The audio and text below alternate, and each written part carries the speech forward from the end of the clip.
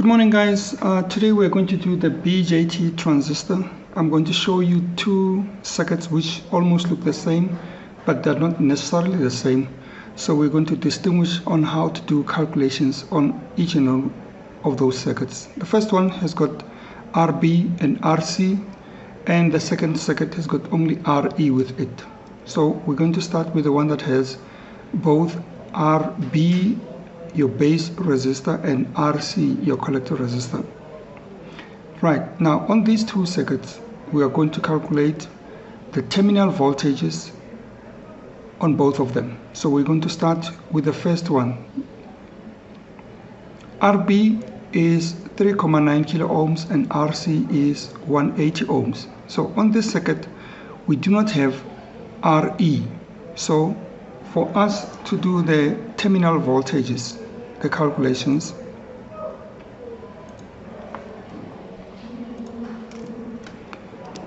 we start with VE. VE is 0 volts. Why? Because as you have seen in the circuit, we do not have RE. Therefore, it makes our emitter directly connected to the ground. Hence, VE is 0 volts. And next up in this calculation circuit, we're going to calculate VB. So VB here will be VE plus VBE. Our circuit consists of a NPN transistor. So as you can see, it's NPN transistor. Therefore, it means at collector we have N, and then at the base we have P, and then at the emitter we have N. So to go from emitter to base, you're going from N to P. Therefore, since this PN junction is forward biased, it means you'll add 0.7 from N to P.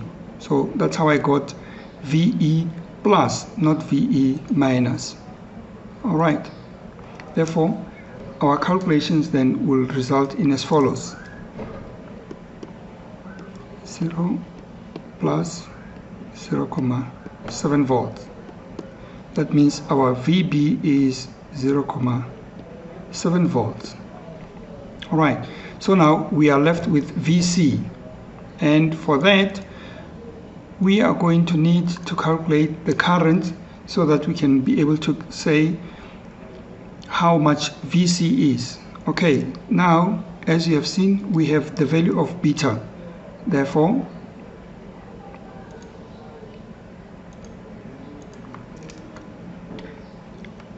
IB will be given by VRB divided by RB. And how do we get VRB? VBB minus VB divided by RB. So we have all of these variables, and then we can substitute and do the calculations. VBB is 5 volts minus VB, which is 0.7 volts, and our RB is 3.9 kilo ohms.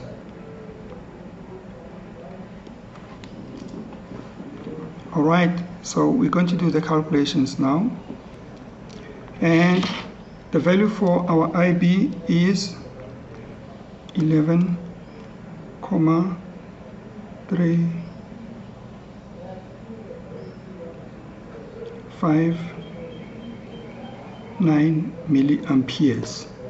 Okay, now that we have IB, we can calculate IC.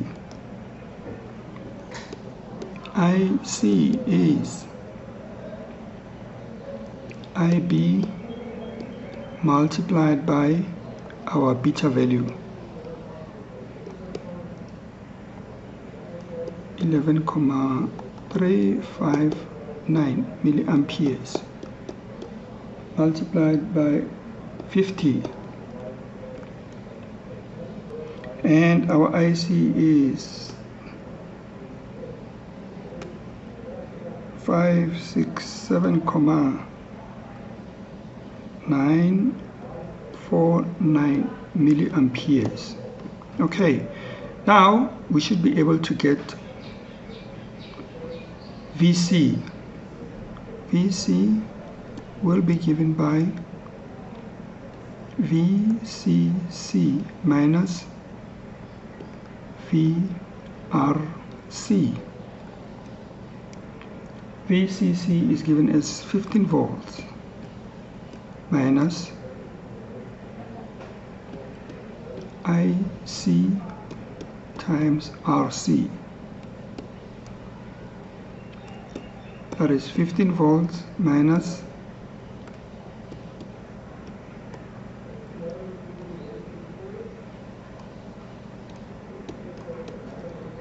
times 180. Okay, quick calculations there. 15 minus VC is 10,065, and that's our calculations for the circuit as I have shown you the first circuit. Now I'm going to show you how to do the calculations on the other circuit that we had. This one here, which had only RE and no RB and RC. In this circuit here, our VE cannot be 0 volts because we have RE, which means VE is not connected to ground directly, and therefore it cannot be 0 volts. So how do we do the calculations here? So we start with either VB or VC. So as you can see now, VB is connected directly to the base, is connected directly to the source here, which is our VBB, and the collector also connects directly to the source, which is VCC, and the VCC connects to ground just as the VBB connects to ground. Therefore, we can conclude that VB is equal to VBB, just as VC is equal to VCC. So in this particular circuit here, I'm going to write here,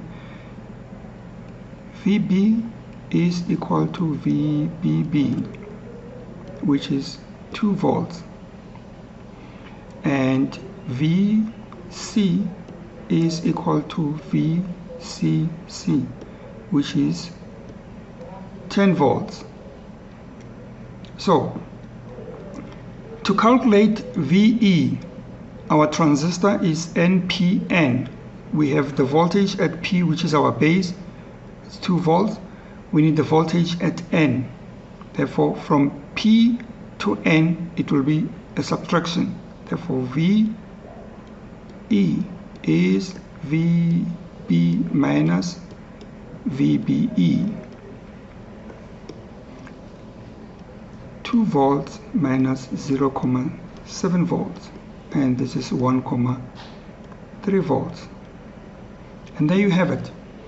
We have calculated VB, VC, and VE using 2 different types of circuits. I hope this brings clarity and you can be able to differentiate between the 2 circuits. Goodbye.